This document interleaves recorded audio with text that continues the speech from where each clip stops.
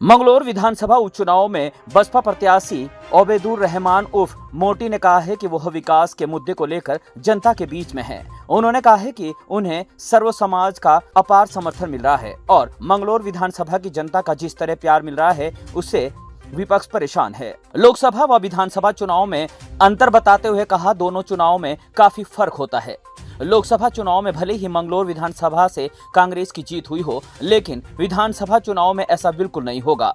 उन्होंने कहा है कि कांग्रेस में भाजपा आपस में लड़ती रहेगी और बसपा अपना परचम लहरा देगी। देखिए, मैं आपको बताता चलूँ, सबसे पहले तो आपका शुक्रिया, आप आए अपना कीमती वक्त निकाल करके। मैं बताता चलूँ कि आज भी मैंने पहले भी आपको बताया था, कुछ लोग भ्रमित कर रहे थे कि भाई इनके साथ जो है अब पब्लिक नहीं रही। मैं आपको बताता चलूँ, पब्लिक पहले जो थी वो तो है ही, उससे भी कहीं ज़्यादा हमारे साथ नए-नए समर्थन आ रहे हैं, जिसमें हैदर अली ज़ैदी साहब हैं, हाजी मोनिस साहब हैं, आपके जो है कुरैशी बिरादरी से जो है कल्लू कुरैशी साहब हैं, नाजिम कुरैशी साहब हैं, रईस कुरैशी साहब हैं। मैं नाम गिनवाऊँगा तो आप इसी में काफ़ी टाइम निकल जाएगा। बहुत सारे लोग हमारे जो कांग्रेस पार्टी छोड़कर, कल ही आपने देखा होगा लिबर्टी में इतना बड़ा जन सैलाब जो पहले कांग्रेस के साथ हुआ करता था, आज जो हमारे साथ खड़ा है। और कुछ ना कुछ बात है जब भी खड़ा है, नहीं तो डूबते जहाज़ के साथ कौन चढ़ता है। हर कोई ये चाहता है कि जो जहाज़ हमारी नैया पार लगा दे उसके साथ खड़ा होना चाहता है।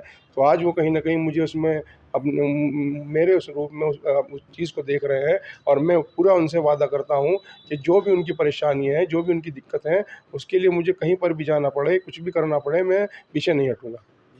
देखिए, कोई मतलब खरीदी हुई भीड़ नहीं थी। ये एक मोहब्बत की और समर्थन की भीड़ थी, और समर्थन की और मोहब्बत की भीड़ ही वोटों में कन्वर्ट होती है, और पैसों से खरीदी हुई भीड़ वोटों में कन्वर्ट नहीं होती। पार्टी के बारे में तो मैं इतना ही कहना चाहूँगा कि हमेशा से इस सीट पर तीसरे नंबर पर रही है। लेकिन हाँ, मुझे अब इस बार ऐसा लगता है कि ये भाजपा जो है दूसरे नंबर पर रहेगी और तीसरे नंबर पर कांग्रेस रहेगी, पहले पे हम ही रहेंगे इंशाल्लाह। तो तोड़े हैं, 2 तोड़े हैं, तो 10 हमने तोड़े हैं, ऐसी बात नहीं है।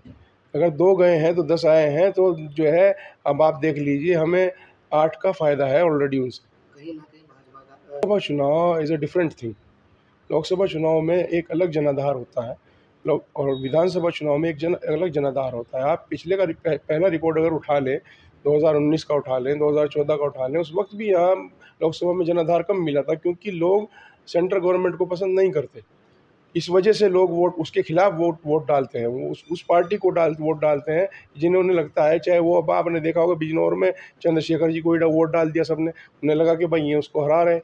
तो कांग्रेस का या किसी का वो अपना वोट नहीं है, वो तो एक तरीके से भाजपा को हराने के लिए, क्योंकि भाजपा की कुछ नीतियाँ यहाँ के लोगों को पसंद नहीं आ रही, उसको हराने के लिए वोट दिया गया। कांग्रेस की मोहब्बत में या कांग्रेस के नेताओं की वजह से ये वोट नहीं दिया गया। दूसरी एक चीज़ ये है कि मैंने आपको बताया कि पहले भी यहाँ लोकसभा में अलग वोट मिला, लेकिन जब विधानसभा की बात आई तो 2022 में मेरे वालिद साहब ने यहाँ जीत दर्ज करने का काम किया था। तो देखो, दूसरों की रणनीति है, ये तो कुछ भी कह सकते हैं, लेकिन बी टीम तो मैंने पहले भी इनको कहा कि बी टीम तो वो होती है जो किसी को जिताने का काम करे। जब जो पार्टी खुद ही जीत रही है इस सीट पर पिछले 5 साल में से 4 बार यहाँ से बहुजन समाज पार्टी ने जीत दर्ज करी, तो बी टीम कहाँ से हो जाएगी? वो तो पहली फर्स्ट टीम हुई ना। तो क्या मानते हैं? मैंने आपको बताया कि हमें इस विधानसभा का लगभग 50% मत मिलने जा रहा है, और 50% में दोनों रहेंगे, और ऊपर वाले ने चाहा तो पहले नंबर पे हम रहेंगे इंशाल्लाह, और दूसरे तीसरे नंबर में देख लेंगे आपस में कौन रहेगा।